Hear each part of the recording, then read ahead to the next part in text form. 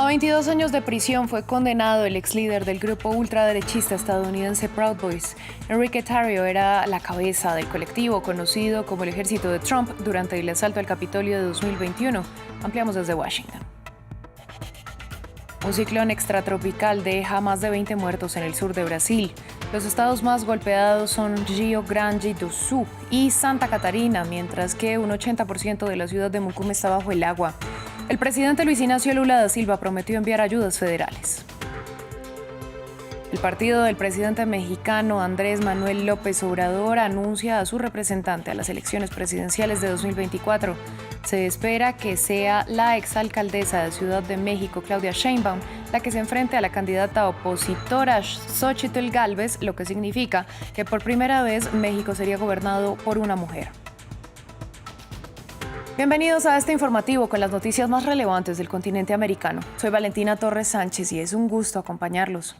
Empezamos en Estados Unidos. A 22 años de cárcel fue condenado Enrique Tarrio.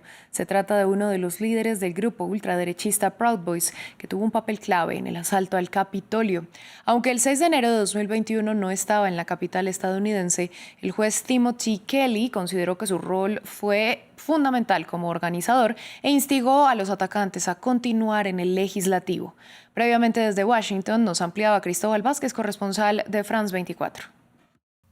Enrique Tarrio, ex líder del grupo Proud Boys, grupo armado y en contra del gobierno de Estados Unidos, que algunos incluso catalogan como grupo paramilitar, fue sentenciado este martes a 22 años de cárcel por conspiración sediciosa y por liderar un plan para evitar la transición del poder tras las elecciones pasadas presidenciales que ganó Joe Biden. Esta es la pena más larga que le han dado a uno de los líderes de los grupos de extrema derecha que participaron en los atentados contra el Capitolio el 6 de enero del 2021. Aunque Tarrio no estuvo presente ese día en Washington, ayudó a la participación de 200 personas en la marcha que terminó en el asalto a la sede del Poder Legislativo en Estados Unidos, mientras se daba el proceso de certificación de los votos electorales que confirmaban la victoria de Joe Biden. Antes de ser sentenciado, Tarrio pidió perdón, diciendo que sentía el dolor y el sufrimiento que habían experimentado los policías, los congresistas y otros que estaban presentes el 6 de enero. Prometió que él no tuvo nada que ver con este tipo de actos políticos y dijo que en que él se consideraba moralmente mucho más superior que los demás, este juicio pues había hecho que se sintiera mucho más humilde y reconociera sus errores. Recordemos que Tarrio no pudo estar presente acá en Washington porque en el pasado había sido no solamente arrestado, sino que se le había prohibido la entrada a esta ciudad por porte de armas. En el sur de Brasil, más de 20 personas han perdido la vida tras el paso de un ciclón extratropical. El presidente Luis Ignacio Lula da Silva prometió ayudas federales. La ciudad más golpeada es Mucum y la defensa civil afirma que el 80% de la urbe está bajo el agua. Además, se teme que pueda haber más muertos. Andrés Triviño con los detalles. Casas completamente bajo el agua y deslizamientos de tierra en Brasil. Unos 60 municipios del estado sureño de Rio Grande do Sul se vieron gravemente afectados por un ciclón extratropical proveniente del Atlántico. Unas 4.000 personas tuvieron que ser evacuadas y poco a poco van regresando a sus hogares. Vimos que el agua llenó todo desde la madrugada. Ya estábamos poniendo cosas encima de la mesa, encima de la estufa, pero no sirvió de nada. Me siento devastada, lo perdí todo. Hay mucha gente que perdió mucho más, pero aquí en casa ya no me queda nada. La región agrícola y fronteriza con Uruguay se ha visto golpeada por 4 ciclones similares desde junio, un fenómeno poco usual y que deja graves daños humanos y económicos. El vecino estado de Santa Catarina también reporta algunos daños. Las autoridades sobrevuelan la zona y asisten a los afectados, mientras que el gobierno federal se comprometió a ayudar. Quiero comunicar a la gente de Rio Grande do Sul que mañana el ministro de Defensa Civil hará presencia en el lugar. Una vez más, decirles que estamos dispuestos a ayudar en lo que sea necesario. Donde haya un problema, el gobierno federal estará ahí para salvar a la gente de esos problemas. Nuestra solidaridad con todo el Estado. Nuestra solidaridad al pueblo gaúcho. Las autoridades meteorológicas brasileñas advirtieron que se pueden presentar nuevas lluvias durante las próximas horas y alertaron sobre nuevas inundaciones. En México, tras la nominación de la candidata de oposición Xóchitl Gálvez, se espera que este miércoles se anuncie a su contrincante del partido oficialista Morena, donde la decisión se debate entre el exsecretario de Asuntos Exteriores Marcelo Ebrard y otra mujer, Claudia Sheinbaum, es exjefa de gobierno de Ciudad de México. De confirmarse la nominación de Sheinbaum, México tendría por primera vez en su historia a una mujer presidenta. Jorge Hurtado con los detalles. Un país considerado machista gobernado por una mujer.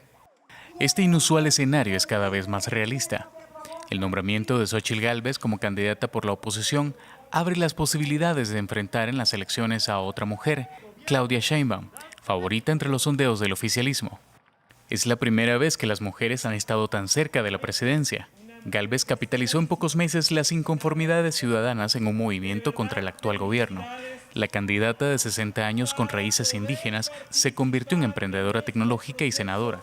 Su estilo campechano y burlesco la ha enfrentado con el presidente Andrés Manuel López Obrador, que la acusa de representar a élites corruptas. Lo que Gálvez dice y hace genera controversia, como la vez que entró disfrazada de dinosaurio al Senado o las frases subidas de tono que le han ganado fama.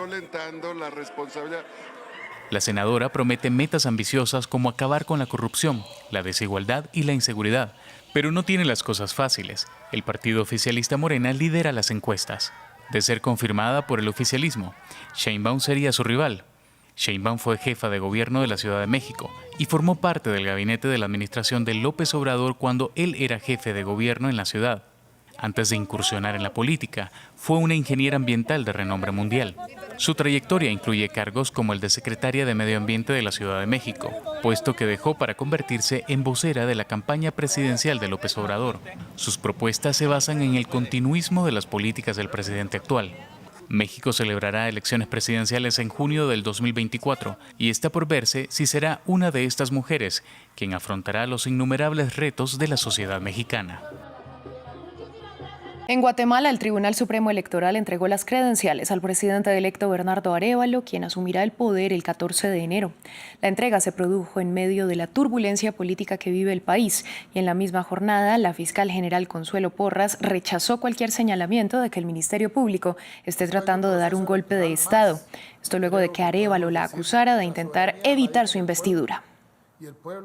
En Panamá, cientos de personas salieron a las calles a protestar en contra del contrato del gobierno con la filial de la minera canadiense First Quantum.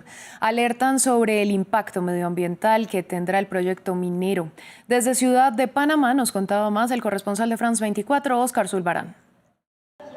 Desde que el contrato entre el Estado y la empresa minera Panamá, filial de la canadiense First Quantum, llegó a la Asamblea Nacional para ser debatido en el país, se han realizado una serie de movilizaciones, no solo grupos ambientalistas, también grupos indígenas, gremios sindicales y gremios de profesionales en rechazo a este documento. Por una parte, el gobierno y la empresa minera consideran que esto representa el mejor beneficio para el país en términos económicos, que impacta en 4.8% en el Producto Interno Bruto, que genera empleos, que las regalías que estaban en 2% pasaron de entre 12 y 16%, pero por otra parte las personas que están en estas manifestaciones consideran que los beneficios económicos no son cónsonos con el impacto que esto tendrá en el ambiente y por otro lado consideran que esto también representa una violación a la soberanía del país. En este momento la Asamblea Nacional discute con las poblaciones vecinas en el interior del país, las poblaciones vecinas a la minera, la explotación minera a cielo abierto más grande de Centroamérica, y luego de esa discusión en el interior del país, la próxima semana regresarán a la sede del Legislativo para definir en un debate si aprueban o rechazan este contrato.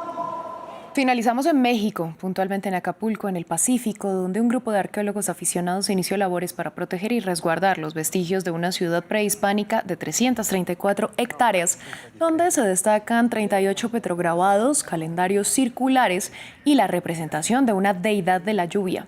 La zona arqueológica está ubicada a 13 kilómetros del centro de la ciudad, uno de los principales destinos turísticos del país. Fin del informativo. A ustedes, gracias por su sintonía.